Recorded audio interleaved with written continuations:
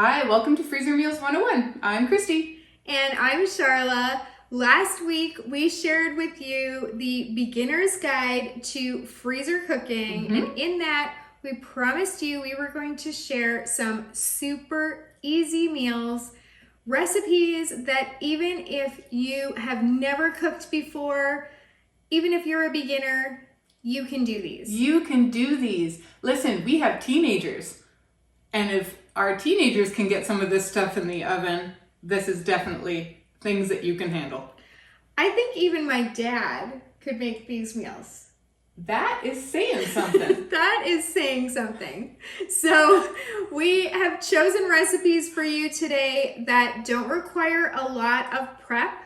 A lot of them are just throw all the ingredients into your freezer bag, get it in your freezer. We also have been very careful with the cooking methods that we use on the day that you're going to go to take these out of your freezer and cook them up. They are not too complicated. Nope. We just kept it as simple as we possibly could.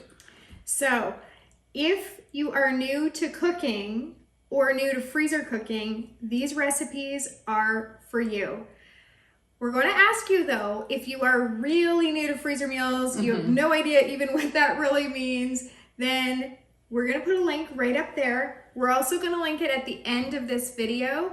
And even in the description below, just so that you can't miss it, we're going to link to that video on the beginner's guide to freezer cooking. In that, you're going to hear about containers, tools, preventing freezer burn, like all of the things. And it's really going to walk you through. So we're assuming that you've watched that video already as we proceed here. That's right. This is kind of a sequel or a part B, part 2. It's like to freezer cooking. Toy Story 2. Like Toy Story 2. Just as good as the original. Well, that is also saying something. I don't know if I agree with that statement, but that's okay. We're glad that you're here. I promise we'll walk you through every step of the way. Really, every step of the way. So let's dig into the first recipe and we'll show you how it's done. We are going to start you off with a bang. It's delicious. It's a full meal. And this is one you could serve to company and they would be impressed and be like, what takeout place did you get this from? It's true. They're not going to believe that you cooked this. But you have done no chopping for this recipe. You, other than putting this in the oven on the day that you go to make this, you're doing no layering, pre-cooking. It's almost like crafts. Yes, it's almost like doing this is crafts. Arts and crafts. This is arts and crafts. When you're like a kid and you like have to make the snowman and you glue the mitts onto the stick onto the snowman on your paper, it's like that. It's crafts. You can do this. It's totally easy because everything is done for you. You just need to assemble it. Totally easy. We're picking probably the most complicated recipe of the day to do first because we want to get that out of the way and show you like, if this is complicated, if you can do this, you can do all the rest of these, no problem. It's really true. Let's get started. So for this recipe, you're going to purchase some frozen spinach that's already chopped. Then you're going to take that, thaw it, and drain it. This is probably the most complicated part of this whole recipe. So you're going to want to squeeze out the excess liquid from your spinach. You're going to use a colander, a strainer, to drain your spinach, and you can even rinse it through if you like to just help get all the liquid out. And then you're going to press down to get out as much of that liquid as you can. So if a cereal bowl fits well into your colander, you can press that in bottom side down, and you can use that to help you press all of the liquid that you can get out of your spinach. Then in a bowl, you're gonna mix that spinach with some ricotta cheese and Italian seasoning. You're gonna set that aside for a minute, and then in a foil container that is a 9x13 foil container, you're gonna put a very thin layer of some pre-bought pasta sauce at the bottom. So on top of that pasta sauce, you're going to put one single layer of frozen ravioli. You can buy that in the freezer section at your grocery store. You can even buy it at Costco if you want to buy a giant bag. And if you prefer, you can use fresh, but when you're just starting out, it is easier to work with the frozen ones. And then you're gonna top that with half of your ricotta spinach mixture. Then you're gonna put another layer of sauce on top of the ricotta spinach mixture, and you're gonna put half a cup of shredded mozzarella cheese. Now, because you're just starting cooking and you might not even have a cheese grater, you can buy mozzarella cheese already shredded. We're just making this as easy as possible today. Then you're gonna add another layer of that frozen ravioli. Then you're gonna put another layer of pasta sauce, the rest of that bowl of spinach ricotta mixture, and a cup and a half of shredded mozzarella cheese.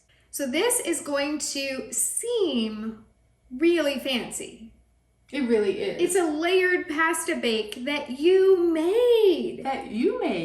And it is fancy. You're going to now cover this with a layer of plastic wrap that you're gonna put right on top of that shredded mozzarella cheese, and then a layer of foil. Now you're gonna make a note right now on the foil or on your label to be sure to remove the plastic wrap on the day that you cook this, because you don't want that to melt in your oven. And now you're gonna freeze it. And your first freezer meal is done. You have made a ravioli lasagna, layered pasta bake. You did it. You made a ravioli lasagna. This is impressive. It's very impressive.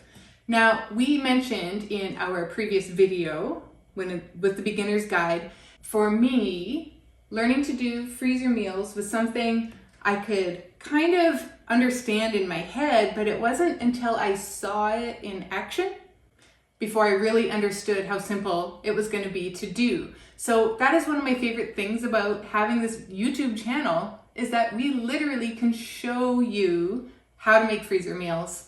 And because some people are just visual learners, some people just really need to see it to understand it and then be able to emulate it. So that's my hope for you here today. Absolutely. And then on the day that you're going to make this, again, I said that you could make this for company, and I was not kidding, because you're going to take this out, you're going to take the plastic wrap off. Now, if you want to get super fancy, you can go to the store and get some pre-done garlic bread that just needs to go in the oven, and just follow the instructions right on there for cooking that, and you can get a salad in a bag. Yes, you can. And there is no shame in eating a salad in a bag. No, you can eat a full Italian meal. Serve a full Italian meal. If you want, you can serve it with some wine or some sparkling water. You can fancy this up and seriously serve this to your company, because you've got your plastic wrap in the garbage, right? Right, you're with me? And then you're gonna put that foil back on, and you're gonna put this in the oven. You can cook this one from frozen. Now, it does take longer if you cook it from frozen, so it does take a full hour and 20 minutes, or even an hour and a half if you cook it from frozen, but you can cook this from frozen, so you don't even have to have thought ahead enough to take it out of your freezer to thaw. This is amazing. It is amazing. Now, the thing about cooking something from frozen, here's a kitchen tip from Charlotte and Christy. The outside of your casserole, your lasagna, is going to cook faster, obviously, than the inside. So when you are taking this out at that hour and 20 minute mark, you kind of want to, stick your finger. We don't want you to burn yourself, but you do have to know if that center part is hot, because this isn't necessarily, this is all cooked, right? We're just doing a really good reheat here. We just have to make sure that that center part is no longer frozen and that it is in fact hot. So the outside parts will be hot. The center part, if it isn't, if you're finding it still cool, you can use a fork and you can take a taste test too. If you're finding it still cool, you want to put it back in for another 10 minutes. With the foil on, back in for another 10 minutes and another, until you are satisfied that that center part is hot. And for this one, you don't cook the ravioli ahead or anything. This just cooks right up in the sauce. Cooks right up in the sauce. It's just lovely. And this is the most complicated recipe we've got for you today. So if you can do that, you can certainly do this next one. That's right. This next one is beef dip. Who doesn't love a great beef dip? So we're going to just start out with our beef chuck.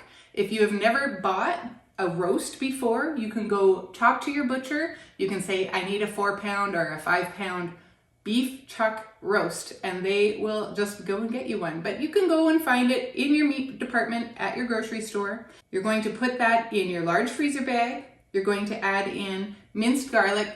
Now, you can get fancy and mince your own garlic, or Charlotte and I tend to use a jar of minced garlic. You can buy little ones, or you can buy like the big Costco size because it's already minced for you, and you can just scoop it with a spoon and put it in. Now, if you don't think you're going to use all that, you can either buy the little one or stick to the fresh garlic. Really just chop it really fine with a knife, or if you have a garlic press, you can use that. We're going to also add in a package of dry onion soup mix. Now, we buy ours in bulk because we really go through it sometimes, and it's equivalent to 3 tablespoons of onion soup mix that you would buy in bulk. We're going to add in 3 cups of beef broth. Again, not rocket science. This is just straight out of a carton, and a little bit of pepper. And that is it.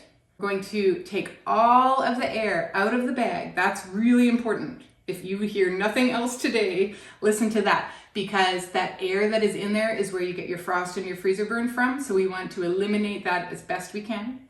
We're going to seal it up really nice and tight and throw a label on there. When the day comes for you to cook this, this is something that is best to be cooked from a thawed state. So you want to leave it overnight in your fridge, or sometimes it can take 2 days, but just keep it in your fridge until it's thawed and ready to go. You are going to add this and all the ingredients that are in the bag into a crock pot. You're going to put it on low for 6 to 8 hours, and then it's going to be done. When you take it out, you want to let it set. You can shred it or slice it up nicely, and you want to serve it on buns. You will then take the juices that are left in the crock pot, pour it into your little dish, and that's your au jus for your dipping. And now you have like restaurant quality beef dip, again, that you could serve to anybody and be very proud of this dish. In our Freezer Meals 101 club, you can find super easy recipes, and you can filter them even, because you can type in 5 ingredients or less, and then our recipes that have 5 ingredients or less will populate.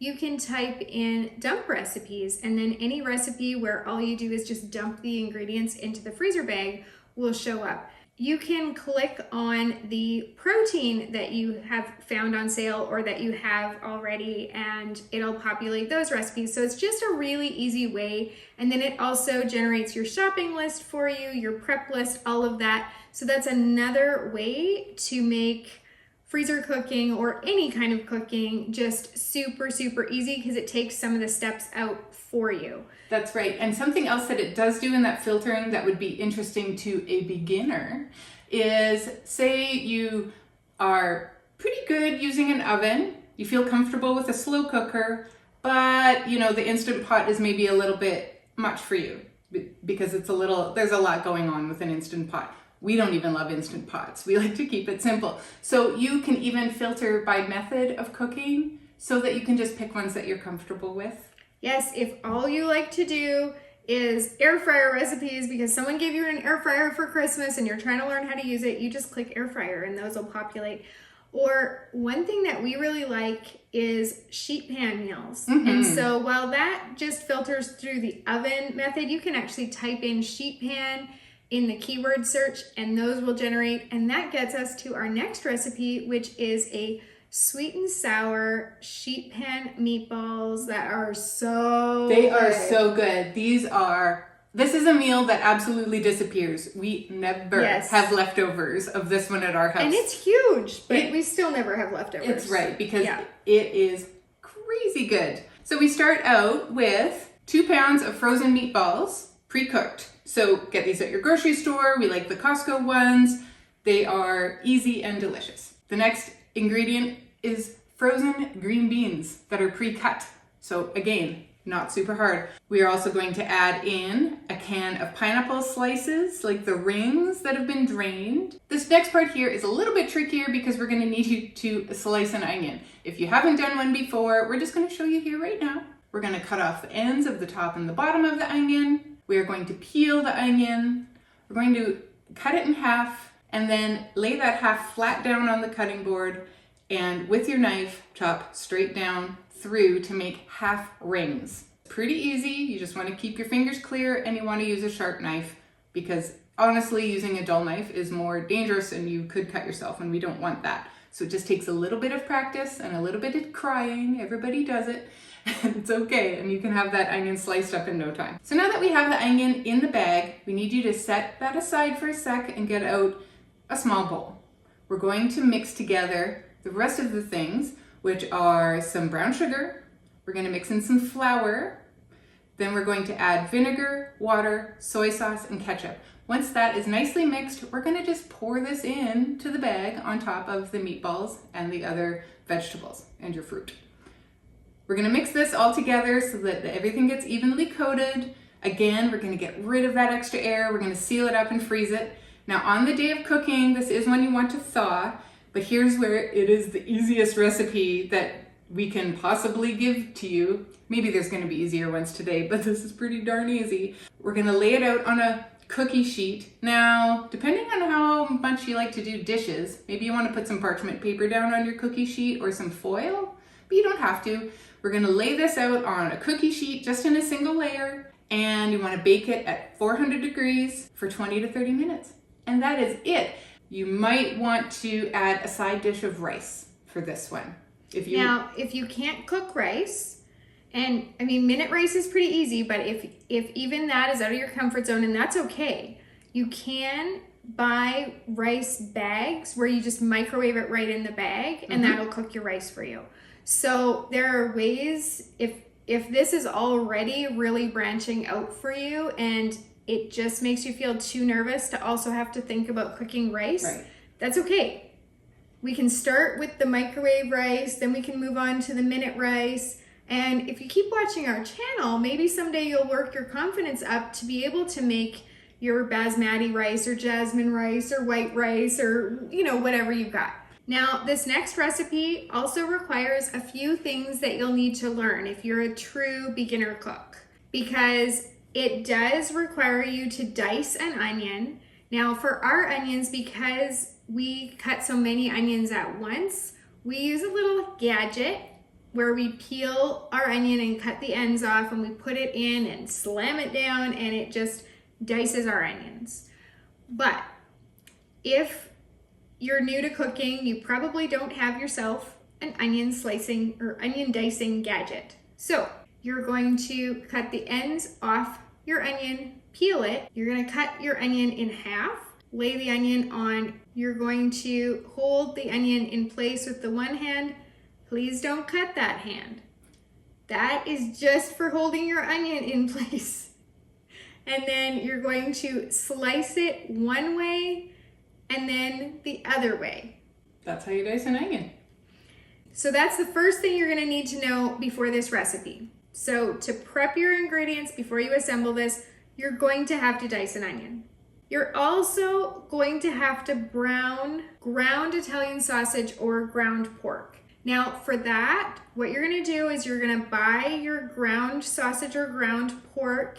You're going to heat up a skillet over medium-high heat. You're going to dump the sausage in there and you're going to break it up. So we have a tool called a mix and chop that we use to break it up. If you're brand new to cooking and you don't have such a gadget, then you can use a fork, a spatula, whatever you do have. If you have a non-stick pan, be careful with your fork because it will scratch your non-stick coating and it could lead to ruining your pan.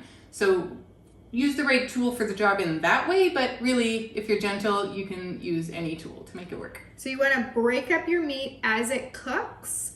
Then when it is fully browned, so you can't see any more pink or white in it, then what you're going to do is drain it or blot it with a paper towel to get some of the grease off, because ground pork is greasy. Ground pork is greasy. Sometimes what I will do, and I do this with bacon too, is I will put a oven mitt under one side of the pan and let the pan stay tilted and scoop all of my ground pork so that it's up at the high end, and that just let it sit for a few minutes. And that grease will, via gravity, go to the bottom, and then you can scoop that out into your bowl from the high side, and you can still blot it if you need to, but that is a nice way to do it so you're not, you're not messing up another dish or your colander or whatever to drain it.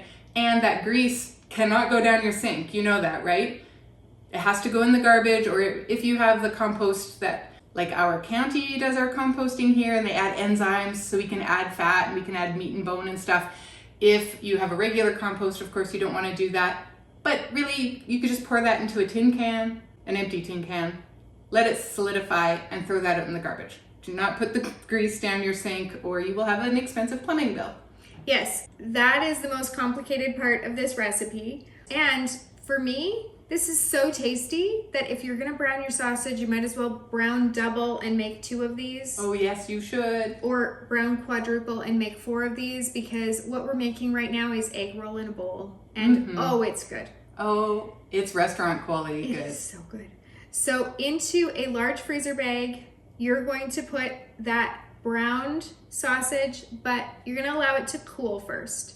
So you're gonna put the cooled brown sausage into your freezer bag. You're gonna add that diced onion, some minced garlic, then you're gonna add some shredded carrots that are cut into matchsticks. So I didn't want to complicate this even more for you, so I'm not going to tell you how to cut your carrots into matchsticks. What I'm gonna do is tell you to go to the store and buy a bag of matchsticks or shredded carrots, because you can do that. They are in your produce section, and that is gonna take a step off for you. Then you're gonna add some onion powder, ginger. Now you can use ground ginger, or you can grate your own ginger, or what we prefer to do is use the squeezy tube ginger that you can find in the produce section in your grocery store. We find that it's really nice and fresh, and then you don't have to grate your own. You're gonna add a little bit of red pepper flakes here. Depending on how spicy you like your food, you can add less or more. Then you're gonna add some low sodium soy sauce. It's very important that this is low sodium, because otherwise this will taste much too salty. So you wanna add your low sodium soy sauce and some sesame oil and olive oil. And then at the end, you're gonna add a bag of coleslaw. So again, you didn't have to shred that cabbage yourself. You just went to the store and bought the bag of pre-shredded cabbage, so you've got your coleslaw. I like the one that has the 3 colors in it, but whatever one will work. I just like the colorfulness of it. Yeah, it's pretty, and that's allowed. You're gonna squish all this together to combine it, get the air out, of course, seal it, and it's a nice thin bag, so it fits really well in your freezer. On the day that you go to cook this, you thaw it, and then you're just going to add the contents of that bag to a large skillet, and you're just gonna cook it over a medium heat for 5 to 10 minutes, stirring it here and there. If you want to get super fancy, you can slice some green onions and serve that on top, or you can serve this on top of rice if you've learned how to cook rice, or if you want to use one of those microwave packets. We're going to put the links to the recipes in the description below, and I know that maybe when you look at this recipe, at first glance, it can seem very intimidating because it's a long ingredient list, but your carrots were pre-shredded, your cabbage was pre-shredded in that coleslaw bag, your garlic is going to be pre-minced if you use the squeeze tube. Your other things are just getting dumped into this bag. Other than browning your sausage and dicing your onion, this is really, really easy to do. And even those, I believe in you. I know you can do this. You can totally do it. And it's true. Like, how proud are you gonna feel of yourself when you have browned that sausage? And here's the thing. Once you've learned to brown sausage, that means you can also brown beef or ground chicken, ground turkey. you know how to do all the ground meats now, It's which true. opens a world of possibilities for other recipes for you. So take the leap, try the egg roll in a bowl, and see what you think. It really has been one of our favorites for a long time. So I promise you it's good, and I promise you it's worth the extra effort of browning your beef and chopping your onion. This last recipe is seriously one of my favorite all-time chicken recipes. It's lemon pepper chicken, and it is so easy. It is 5-ingredient recipe. You can make it with breasts or with boneless, skinless thighs, and we mix it back and forth depending on what's on sale and what we're feeling like. So right now we have these boneless, skinless chicken thighs. They are right in the bag. Now we do take a bit of time and clean them up. Sometimes at the butcher or in the grocery store, they'll leave behind, sometimes sinew, sometimes extra fat that you maybe not want on there. And I feel and see if there's any bone left. Sometimes that happens, so it's worth it for you to just feel your chicken and make sure that it is all cleaned up before you get it in the bag. Another tip that I like to do for chicken is I have hot soapy water ready to go in my sink. So if I do have to go on to the next task, I'm not touching my faucet, I'm just getting my hands right in the soapy water, I'm washing them right up, drying them nicely, and then I can move on to the next thing. Because we do not want our kitchen to be all salmonella-y, right? No, we want food safety for you. We want food safety for you. So once we have our chicken in the bag, we are going to add in some lemon juice, again with the minced garlic. See, if you're making all of these, you might make one of those little jars disappear. Yeah. You totally could. We're going to add in lemon pepper, which is probably the star of this show, and a little bit of cayenne pepper. And I mean a little bit. This is not spicy at all. It's just another layer of flavor. We're going to seal up our bag, mix it all around, make sure all that air is out, and then freeze it. On the day of cooking, now, you have some options here. If you're comfortable barbecuing, this is great on the barbecue. If you feel that you could do this in the oven, you should do it in the oven. It can go in a casserole dish that has a lid, or you can put tin foil over it to cover it. You want to cook it at 350 for 1 hour. You want to cook it for 50 minutes and then take that lid off for the last 10 minutes, and it'll brown up a little bit for you. And all of the juice and the flavors that are happening in there just get infused into that chicken. I personally prefer to do this one in a skillet. Now, cooking chicken in a skillet is pretty fast. You can do it for over medium-high heat for maybe 15-20 minutes. Now, the secret in my world to cooking chicken is a meat thermometer. I have started growing up, and over the last 20 years, I've never used a meat thermometer because I was just taught how my mom taught me to cook. And I have started to use it recently because I just want to improve my cooking skills, and I learned that this is a way to do it. So chicken is cooked at a temperature of 165. So when your meat thermometer, you want to put it into the thickest part without going all the way through, right? Because then you're touching the pan and you're getting the heat from the pan. You want it just perfectly in the middle of you want it perfectly into the middle of the thickest part of the chicken, and as long as it's up to 155, 160, you can take it off and cover it with some tin foil and let it rest, and that heat will continue to climb, and it will get up to 165 degrees because it'll finish cooking.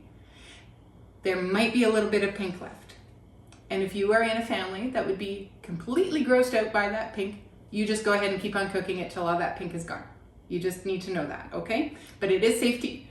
That was her family. She would continue cooking. And because for the longest time, people didn't use meat thermometers.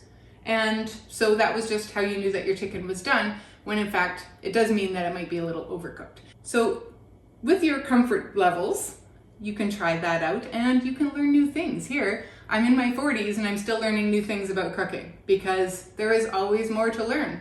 Right?